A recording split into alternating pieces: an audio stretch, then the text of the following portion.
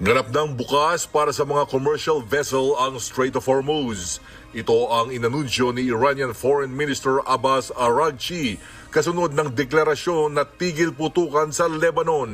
Ayon sa kanya, pinayagan na ang malayang pagdaan ng mga barko sa itinalagang safe route sa loob ng natitirang araw ng ceasefire. Malugod namang tinanggap ni US President Donald Trump ang pahayag ng Iran at inilarawan ito bilang isang magandang balita.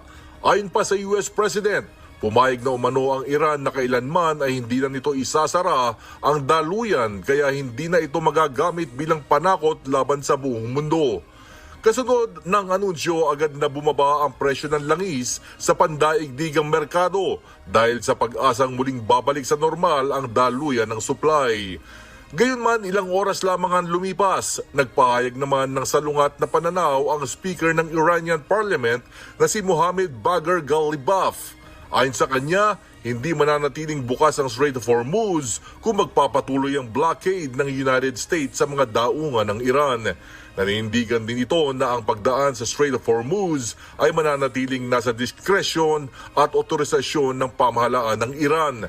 Sa kasalukuyan, bagamat may anunsyo ng pagbubukas, mananatiling limitado ang paggalaw ng mga sasakyang pandagat sa nasabing ruta.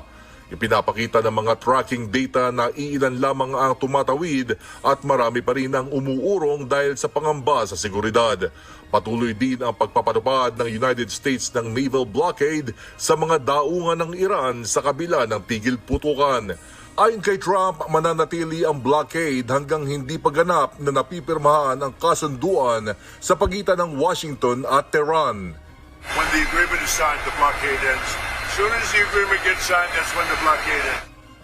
Sa ngayon, nananatiling hindi tiyak ang sitwasyon sa Strait of Hormuz dahil sa magkakasalungat na pahayag mula sa Iran at dahil sa patuloy na tensyong dulot ng US blockade. James Montuyan, UNTV News and Rescue.